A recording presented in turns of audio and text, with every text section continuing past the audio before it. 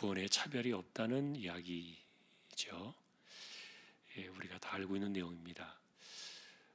실제로 이 말이 나오게 된 그 이유는 그 유대인들이 가지고 있었던 특권의식 때문에, 그리고 나는 저 사람들보다는 좀 다르다, 급이 다르고 차원이 다르다, 그런 기본적인 생각을 가지고 있었기 때문에 좀 뭔가 달라도 다를 것이다, 그런 개념을 갖고 있었던 유대인들에게 이야기하는 것이죠. 잘나는 것이 당신이 뭐가 있습니까? 다 우리는 죄인입니다. 하나도 의인이 없습니다. 그 이야기를 명확하게 짚어내서 해주고 있는 거죠. 그런데 여러분이 이 차별이, 구원의 차별이 없다는 이 말을 생각하면 우리의 삶에 어떤 영향을 미칠까요? 정말 구원의 차별이 없다는 것을 제대로 이해하면 우리의 이 생각이나, 그리고 우리의 어떤 그 이해나, 아니면은 우리가 판단하는 해석의 관점이나 세계관이나 이런 것들이 어떻게 달라질까요?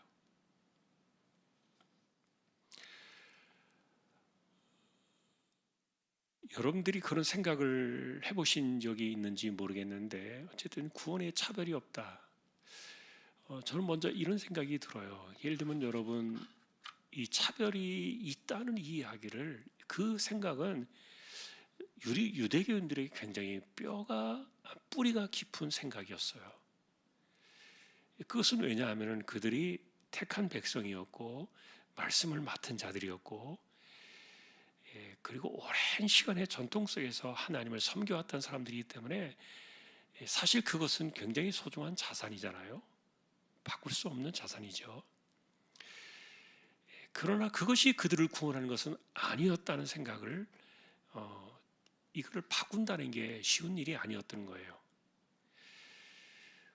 그런데 이방인들조차도 사실은 유대인들 앞에 서면은 작아지는 겁니다.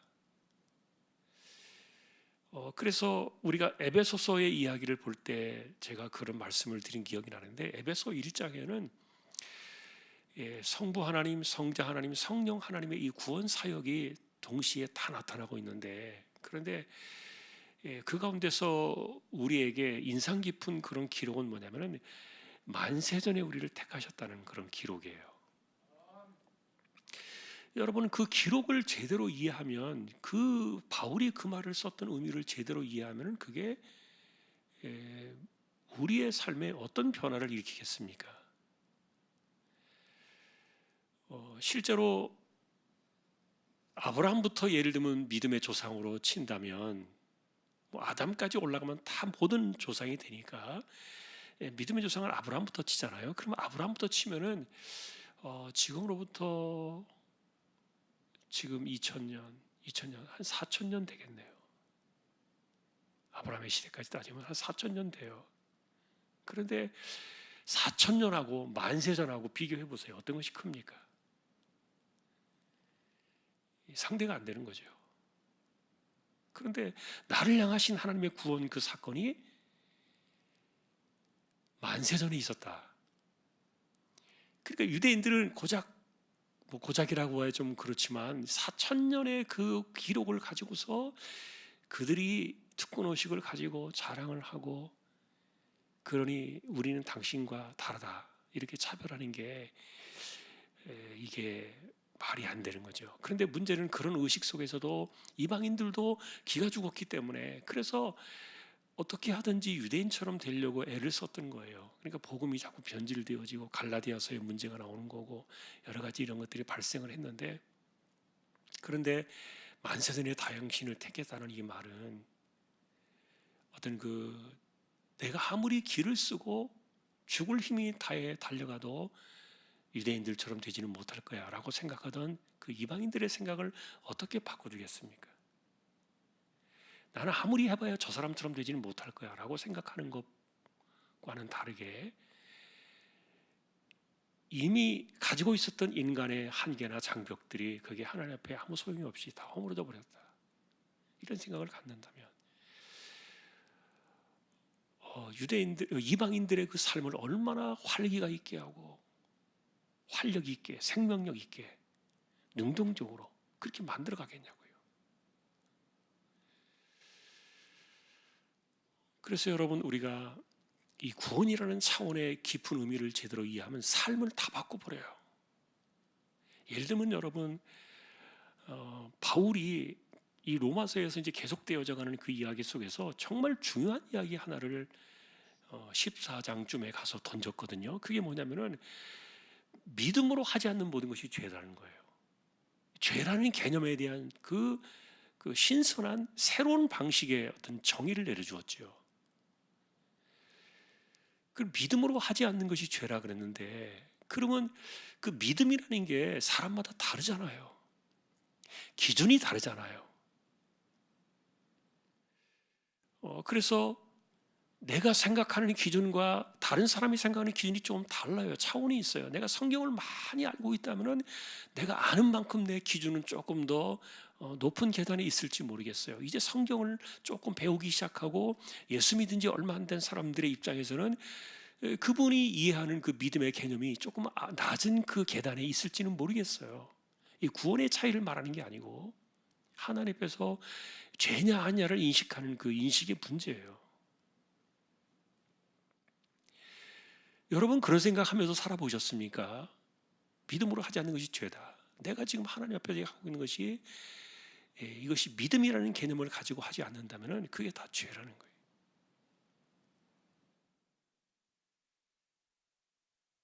자, 그런데 중요한 것은 내가 믿는 생각하는 것과 저 사람이 믿는다고 생각하는 것이 차이가 있을 수 있다는 거예요.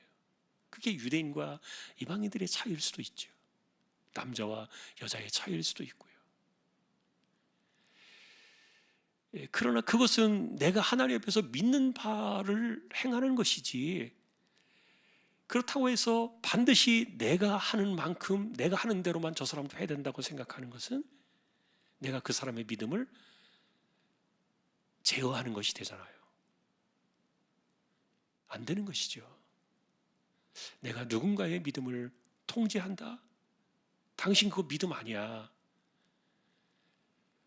당신은 나처럼 해야 돼. 이렇게 해야 돼. 라고 이렇게 이야기할 수 있겠는가?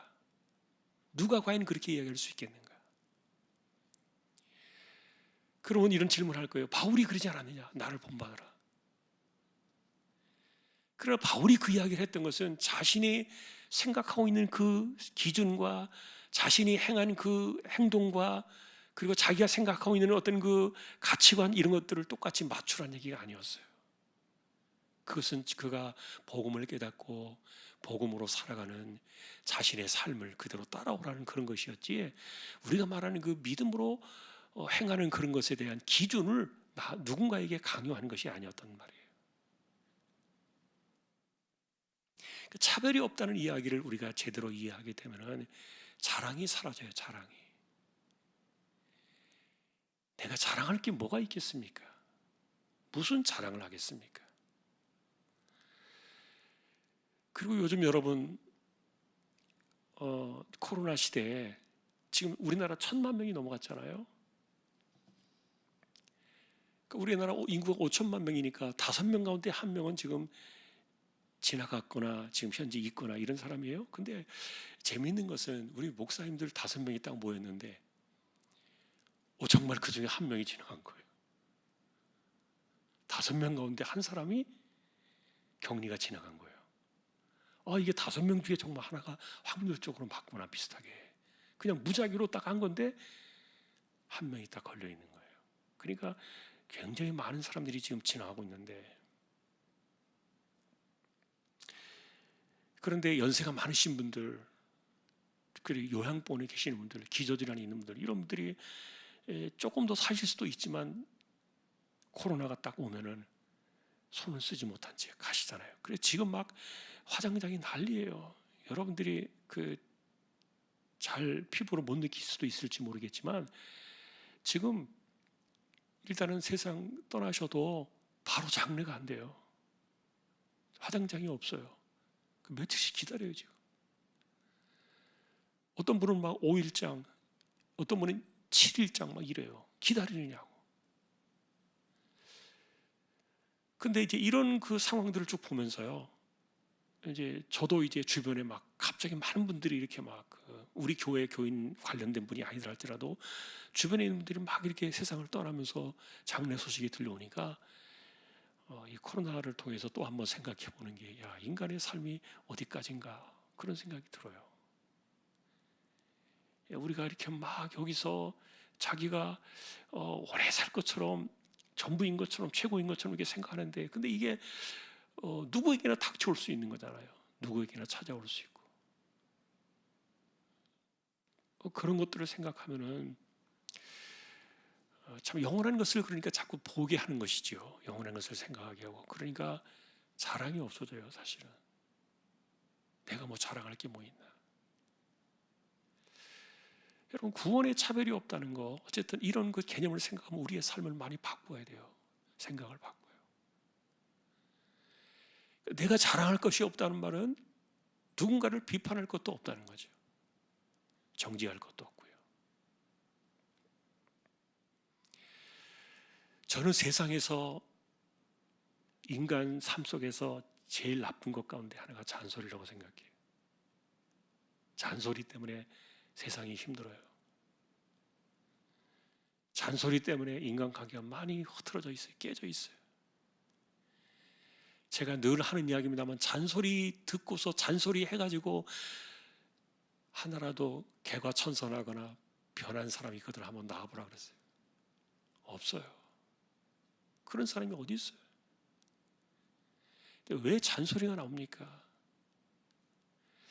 그것은 자신이 갖고 있는 그 기준이 그 사람에게 그대로 적용을 하니까 그래요. 적용되니까. 나는 이렇게 하는데 왜 당신은 그렇게 안 하느냐, 이런 거죠. 내가 이렇게 하는데 당신은 왜 그런 식으로 하느냐. 그게 잔소리 아닙니까? 자, 이런 것까지도 다 포함이 되는 거예요. 사실은 차별이 없다라는 개념 속에 들어가서 우리 자신을 바라보고 인생을 바라보면은 우리의 이해의 폭이 넓어져요. 사람을 대하는 폭이 넓어져요. 속으로 예를 들어서, 아유, 저렇게 살면서 저기 무슨 뭐 집사야, 예를 들어서 뭐 저 사람이 저래가지고 무슨 뭐 구원받는다 그래. 실제로 어떤 분이 그런 얘기를 해요. 나는 저 어떤 뭐 누구 때문에 교회 안 다니겠다. 그런 분 계세요, 분명히. 그럼 어떻게 하겠어요, 그러네. 하나님께서 어쨌든 그 사람을 뭐 어떻게 혼내주시든지, 혼낼 거면 혼내주시든지, 아니면 뭐 연단을 시킬 거면 연단을 시키든지, 아니면 시련을 주시든지, 뭐 하나님이 어떻게 하셔야지, 뭐 우리가 뭐 어떻게 하겠어요? 우리가 안 되잖아요. 그래서 여러분, 우리가 누군가를 바로잡는 것이, 이거는 인간의 한계를 넘어서는 거예요. 힘들어요. 중요한 것은 우리가 나만 바로 서면 되는 거예요. 내가 바로 서면. 그래서 사실은 옆에 있는 사람들이 나를 바라볼 때 은혜를 받고, 저 사람에게서 진짜 은혜가 뭐 달아온 것을 느낄 때는 내가 정말 차별이 없는 이 구원의 은혜 가운데 들어있는 사람이라는 것을 삶으로 보여줄 때 옆에 있는 사람들이 감동을 받을 거예요. 그래서 오늘 사실은 이 주제들을 뭐 하나씩 이렇게 짚어서 우리가 정리해 본다면 좋겠지만, 우리가 그렇게 긴 시간이 아니기 때문에 오늘은 여러분들에게 숙제를 드리고 싶어요. 구원의 차별이 없다는 이 진리 앞에 우리가 서면은 내 삶은 어떻게 달라질 수밖에 없는가? 내가 그것을 제대로 이해한다면 나는 생각을 어떻게 바꿔야 되고 내 말을 어떻게 바꿔야 되느냐? 오늘 성경을 보면서 좀 이런 부분을 한번 생각해 봤어요. 여러분, 노아가 방주에서 나오고 나가지고 이 사람이 술을 너무 많이 먹었잖아요. 술 취해가지고 옷 다 벗고서 정신없이 누워 있는데, 그런데 그 둘째 아들이죠, 함. 이 아들이 들어갔다 보고서는 자기 아버지 그 추태 부리는 모습을 보고서는 나와가지고 자기 동생들이 막 이렇게 떠벌렸잖아요. 안 좋게 말한 거죠. 자기 아버지 흉을 보고 흠을 잡고 막 이렇게 나쁜 소리 한 거죠. 그런데 그게 어쨌든 그 당시에 식구들 해봐야 8명밖에 안 되는 거예요. 8식구가 전부잖아요. 그런데 그 8식구들 속에서 노아가 함이 그랬다는 건 못 듣겠어요? 금방 알죠. 근데 노아가 정신 차리고 나서 그 이야기 듣고 기분이 나빴잖아요. 얼마나 기분 나쁘겠어요. 이 아들이, 이놈이 감히 아버지를 그렇게 함부로 헐뜯고. 그래서 어쨌든 함을 저주했어요. 근데 저주할 때 보니까 어떻게 저주를 했냐면은 그 가나안의 아비 함, 그렇게 이야기를 해요. 그래서 함이 저주를 받은 게 아니라 그 아들인 가나안이 저주를 받아요. 여러분 성경 보셔서 아시잖아요. 그런데 이 함의 아들 가운데는 4명이 있어요. 막내가 가나안이에요. 그 막내 아들의 이름이 가나안인데, 그런데 생각해 보니까 실제로 아들 4이 있어요. 근데 그 중에 어느 아들이 제일 이쁠까요? 물론 큰 아들을 좋아하는 사람들은 많아요. 그러나 일반적으로 막내가 이쁘잖아요. 안 그렇습니까? 막내가 이쁘고 또 막내가 또 그 애틋한 감정이 가고 그러잖아요, 막내한테. 그러니까 다시 말하면은 자기가 가장 애정을 줄 수 있고, 함의 입장에서 말하는 겁니다. 함의 입장에서 내 아들 가운데 가장 애정을 줄 수 있고 그 다음에 마음이 가고 이런 아들이 막내였던 가나안인데, 그런데 이 가나안, 자기가 믿었던 이 아들 가나안에게서 이 함이 뒤통수 맞는 거예요. 네가 아버지였던 나에게 했던 것처럼 너도 아들에게 한번 당해봐라. 그런 느낌이 확 들어오는 거예요, 성경을 보니까. 물론 노아가 그렇게 말하면 안 됐겠지요. 그래서 어쨌든 그래도 함은 내 아들이니까 함한테 직접 저주는 안 했어요. 그러나 함이 가장 아끼는 그 막내 아들 가나안이 이 아버지의 이 삶에 어쩌면 대못을 박는 그런 아들이 될 거라는 그 이야기가 정말 무섭잖아요, 이런 이야기가.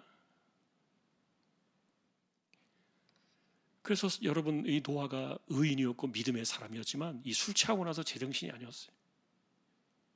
다 올바른 얘기만 하는 게 아니에요. 그 아버지의 그 저주성, 그 감정에 파묻힌, 거기서 벗어나지 못한 채 내뱉은 그런 말들이 그 후손들을 얼마나 불행하게 만듭니까?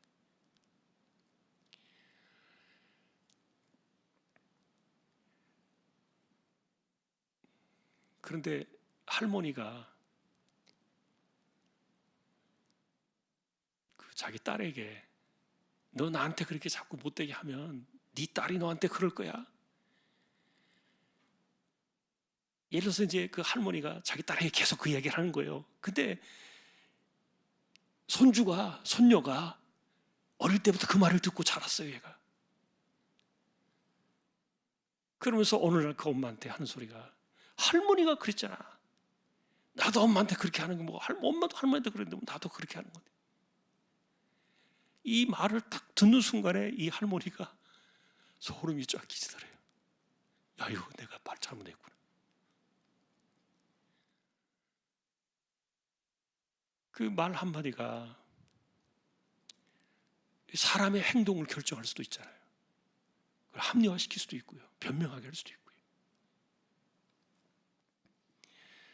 조금 이렇게 이야기가 어긋났습니다. 어쨌든 하나님께서 모든 사람들을 지난번에 우리가 말한 것처럼 계급장 다 떼버리고, 뭐 족보고 뭐 역사고 뭐 경험이고 뭐 지식이고 뭐 실력이고 이런 거 다 떼버리고 그냥 똑같이 죄인의 그 구덩이에서 딱 그들을, 인간을 똑같이 보고서 이 죄악의 그 구덩이에서 그냥 건져내는 거예요, 똑같이 그리스도의 피로. 그 믿음의 피로 그들을 건져내시는. 그러니 하나님 앞에서 무슨 누가 자랑할 수 있고 누가 차별을 낼 수가 있고 내가 또 누구보다 낫고 뭐 그런 얘기를 어떻게 할 수 있겠냐고요. 그러니 오늘 숙제를 좀 드리고 싶다 그랬는데 여러분들이 생각해 보세요. 이건 묵상해야 돼요. 이런 주제들은. 구원에 차별이 없다는 말은 내가 하나님 앞에서 어떤 존재라는 인식을 갖고서 하나님 앞에서 인간들을 어떻게 이해하는가를 생각하는 거예요. 바울의 의도가 그거였거든요. 구원의 은혜를 동일하게 내려두시는 공의로우신 하나님의 그 은혜 앞에서 그런 것들을 생각할 때 내가 다른 사람들과의 관계, 내가 다른 사람들을 어떻게 바라보고 그들을 내가 어떻게 이해하고 내가 어떻게 그들과 관계를 가질 것인가, 그 깊이 있는 의미를 던져준 거예요. 행실을 바꿔야 돼요. 생각 바꿔야 돼요. 얼마나 역방향으로 가는지 몰라요. 이 차별이 없다는 이런 개념을 이해하지 못하고 있기 때문에 지금도 역방향으로 가는 사람이 너무너무 많아요. 사람들이. 우리는 생각해 봐야 돼요. 오늘은 여러분들이 이게 숙제다 이렇게 생각하시고요.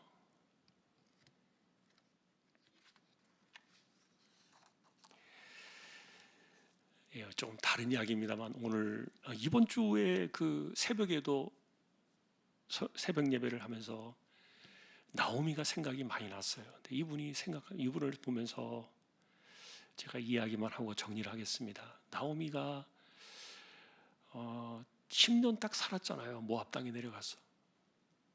엘리멜렉이 사실은 흉년 때문에 어떻게 좀 가족들이 이끌고 잘 살아보겠다고 내려갔잖아요. 모압 땅으로. 근데 가만히 보니까 이 사람이 잠깐 내려간 게 아니더라고요. 왜 그러냐면은 자기 베들레헴에 있는 땅 다 정리하고 내려간 거예요, 이 사람이. 그러니까 겉으로는 잠깐만 흉년 피해가지고 다시 돌아올 거라고 생각을 하고 내려갔지만 속은, 뭐 말은 그렇게 했는지 모르겠지만 속은 그게 아니었던 거예요. 다 정리하고 내려가 버린 거예요. 그러니까 올라왔을 때 오죽하면은 룻이 자기 땅 하나 없어가지고 남의 밭에 가서 이삭 주어야 될 정도로 그렇게 돼버린 거예요. 거렁뱅이 된 거예요. 그러니까 이 엘리멜렉이 벌써 생각이 다른 거죠. 하나님께 중심을 딱 보시는데 벌써 이 하나님과 상관없이 이게 신앙을 떠나는 거 아닙니까? 모압 땅에서 어떻게 하나님을 섬길 수 있겠냐고요. 돈만 보고서 쫓아갔는데 10년 사이에. 그런데 더 이게 나쁜 것은 뭐냐면은 이 엘리멜렉이 아들들을 이 모압 여자하고는 결혼시키면 안 되잖아요. 이스라엘 유대인들에게 그 율법에 있어서 이방 여자와 결혼하는 것은 굉장히 위험한 일이거든요. 하면 안 되는 거예요. 그리고 모압은 저주받은 백성 가운데 하나니까. 그런데 두 아들을 결혼시켰단 말이에요. 이 말은 뭐예요? 눌러 살고 싶은 거예요, 거기에. 그것은 우리가 생각할 때 이 룻기는 굉장히 많은 교훈을 주고 있지만 어쨌든 하나님의 신앙을 떠나가지고 세상 속에 나가서 내가 어떻게 해보겠다고 하는 사람들, 그거는 안 되는 거예요. 그냥 데려가셨죠. 젊은 나이에. 그런데 몇 살에 도대체 이 룻이나 그 동서지간인 오르바하고 룻하고 몇 년을 그 남편하고 결혼해서 살았는지 모르겠지만 하여간 둘 다 애들이 없었으니까 아이를 낳지 못하고 살다 갔는데 뭐 길어야 뭐 5년 미만이겠지요. 5년 미만 아니면 그거보다 좀 더 길 수도 있겠지만 하여간 10년 어간에 두 아들이 장가를 갔고 그리고 그 10년 어간에 남편과 두 아들이 한꺼번에 죽은 거니까. 그러면은 결혼해서 나오미를 만나는 것이 길게 잡아야 5년이에요. 보통 그렇게 생각할 수 있을 것 같아요. 룻이 만일에 작은 그 며느리였다면 그러면 도대체 이 나오미가 남편 죽고 두 아들이 죽어가는 그런 환경 속에서 신앙에 무엇을 보여주었길래 어떻게 보여주었길래 룻의 마음에 감동을 받았는가? 그게 굉장히 큰 숙제였어요. 그걸 좀 소개해 줬으면 얼마나 좋았을까? 나오미가 어떻게 했는지 그 고통스러운 시간 속에서 그 실현의 시간 속에서 남편이 죽고 두 아들이 막 죽어가는 모습을 바라보면서 그 나오미가 얼마나 가슴이 힘들고 그 자체가 얼마나 괴롭고 고통스러웠겠어요. 그런데 그런 그 시간 속에서 도대체 하나님을 믿는 신앙 어떤 것을 보여주었길래 이 룻이 감동을 받아가지고 하나님께 인생을 거냐고요. 그러니 어머니 하나님이 나의 하나님이 될 겁니다. 이 말이 너무너무 이 가슴에 박히는 말이에요. 그것은 그 짧은 시간 동안에 나오미가 룻에게 보여줬던 그 신앙의 모습 때문에 그런 거 아닙니까? 감동이죠.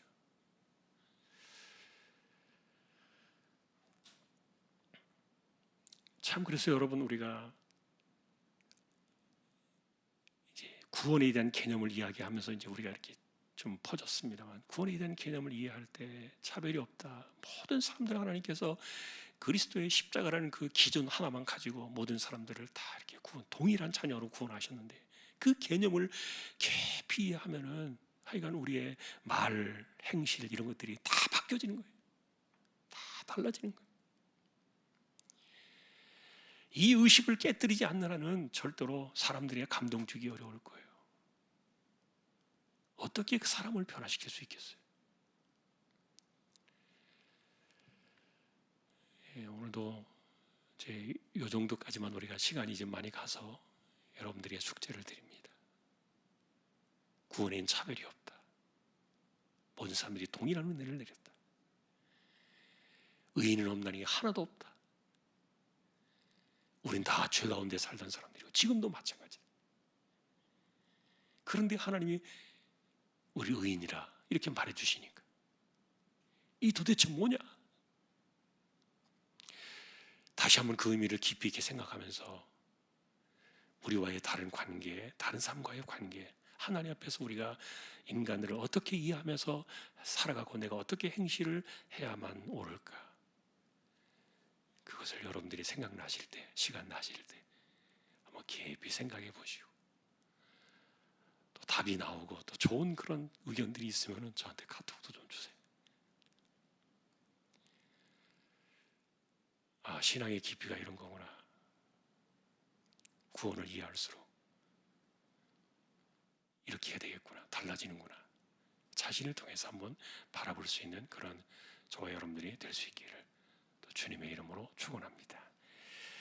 오늘 시간이 좀 가서 바로 기도를 드리겠습니다.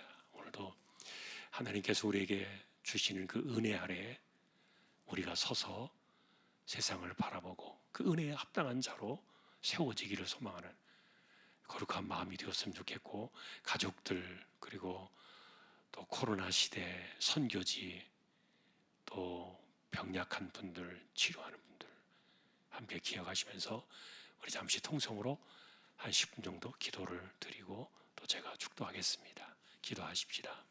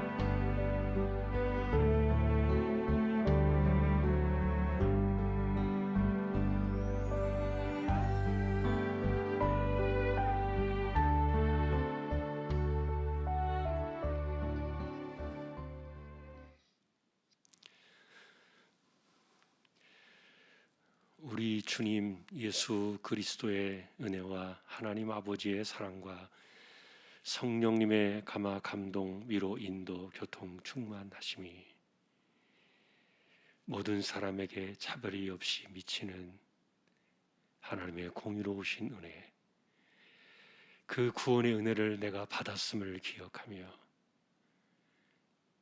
그 신앙으로 세상을 바라보고 그 믿음으로 사람들을 이해하며 하나님이 주시는 올바른 신앙으로 세상과 사람들을 감동시키며 살아가기를 원하는 우리 모든 심령들, 조항의 가족들 위해 이제로부터 영원까지 함께 있을지어다. 아멘.